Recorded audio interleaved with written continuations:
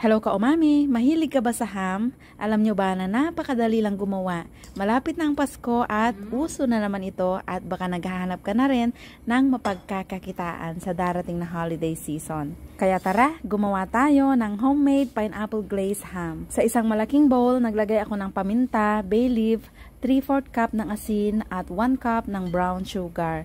Nilagyan ko ito ng mga 2 cup ng kumukulong tubig. Hahaluin lang natin para matunaw. At maglalagay tayo ng 1 teaspoon ng Prague salt or yung tinatawag na curing salt. Hindi po ito yung normal pink salt or yung Himalayan salt. Ito po ay curing salt na ginagamit sa paggawa ng mga ham or pang-cure sa mga meat. Katulad din ng corned beef. Hahaluin lang ulit natin hanggang sa malusaw yung curing salt. Magdadagdag na tayo ngayon ng malamig na tubig para mawala yung init ng nilagay natin kanina para hindi maluto yung ating pork. Ang gagamitin ko po ay pork loin, 1.5 kilo po lahat ito na hinati ko sa 2. Ibababad lang natin, make sure na nakalubog at ilalagay natin sa isang container na tight ang takip o sa ganitong lagayan at lalagyan na lang natin or tatakpan ng cling wrap. So, 4 na beses ko po itong tinakpan. Ibabrine po natin ito or i-cure sa ating refrigerator.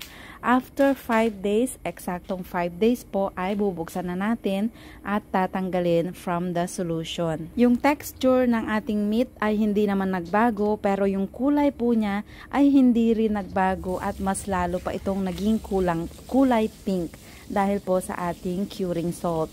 Huhugasan lang natin ito ng mabuti hanggang sa mawala yung dulas. Pagkatanggal kasi natin sa ating solution kanina ay madulas po yung ating meat at make sure na mawawala po iyon sa ating pagkakahugas. At mas maganda kung running water natin ito hinugasan.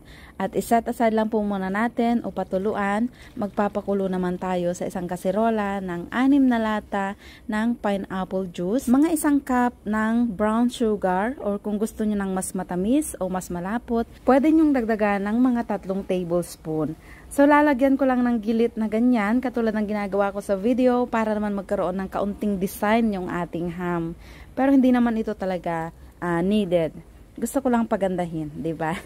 Para maganda yung ating ham, lalong-lalo na kung gagawin natin ito panghanda, pangbenta o pang giveaways. Pagkakulo ng ating pineapple juice at make sure na lusaw na rin yung ating asukal, ilalagay na natin yung ating pork at pakuluan. Huwag po natin lalakasan ang apoy, medium lang at huwag nating pakatakpan dahil aapaw po yung ating pineapple juice kapag kumulo na. From time to time ay babalik na rin po natin ito para naman maganda ang pagkakaluto at pantay. So 4 na beses ko pong binaliktad at pinakuluan ko to ng mga 45 minutes.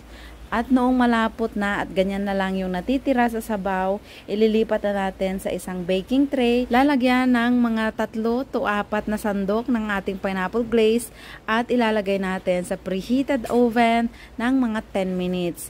At paano naman Mommy Will kung walang oven? Ayan, ito naman po ay optional lamang. Pwede nyong patuyuan na lang sa kaserola para mas lumapot pa yung inyong asukal. At meron naman ako ditong sliced pineapple. Ito din ay optional lang. Pwede kahit wala. Pang tatoppings lang po natin ito or pang garnish. So, ganyan na po yung itsura ng ating ham na nasa loob ng oven. At itong natitirang glaze ay wag po natin itatapon dahil masarap yan pang sabaw natin sa ating ham. Ready na at ganyan na po yung itsura. Mas lalong gumanda, mas lalong bumango at ham na talaga.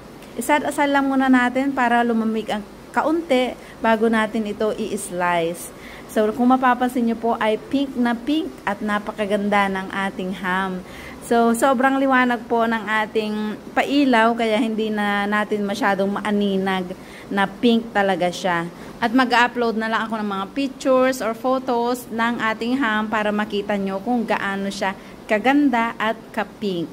Ilalagay naman natin yung ating tinustang pineapple para lalong gumanda at lalagyan na natin ng glaze yung ating mga isi-serve. Kaya naman, tikiman na! At titikman ko muna siya ng walang pineapple glaze. Tignan nyo naman yung ating pork, pink na pink. Ayan, papakita ko sa inyo yung buo. Ayan, pink na pink po siya. Na napakabango. Yung amoy po niya ay ham na ham talaga. Amoy Pasko na, ka-umami. Let's try it. Ang lambot.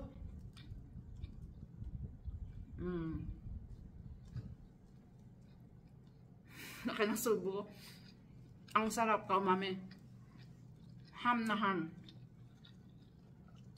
Sausaw natin sa ating pineapple glaze. Ganyan lang po siya kalapot.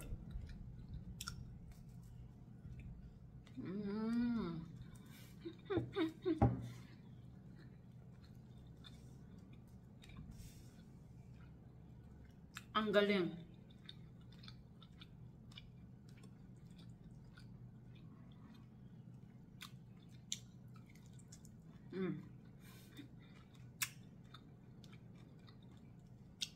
Ang sarap po, ka-umami. Mas gugustuhin mo ito kaysa doon sa mga nabibili nating mga ham na mamahalin. Ito, pasok na pasok sa panlasang Pinoy look, oh. Diba? Napaka-soft po niya. Sausaw natin. Mas masarap siya kapag isinawsaw kasi nga tumatamis. Kapag hindi natin isinawsaw, masarap din. Kaya lang ham na ham talaga siya. Walang Pinoy touch. Diba mahilig tayo sa may pineapple at matamis.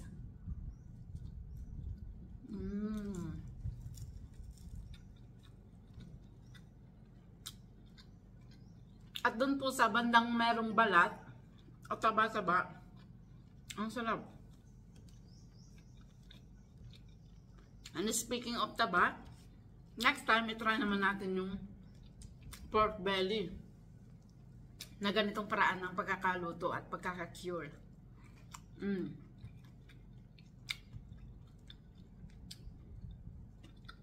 So 5 days po natin itong kinure sa fridge.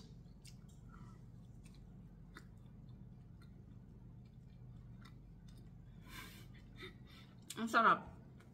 Parang masarap din siyang ipalaman.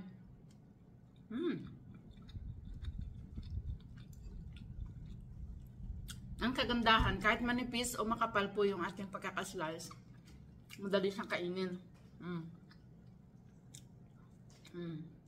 Diba? Pasko na sa aming bahay ngayon. So, paki-share pong video kung nagustuhan nyo para makita din at mapanood ng ating mga ka-umami na katulad nating tagaluto or tagahanda sa darating na Pasko.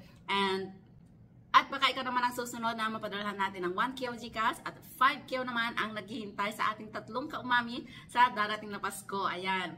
Thank you for watching. Bye!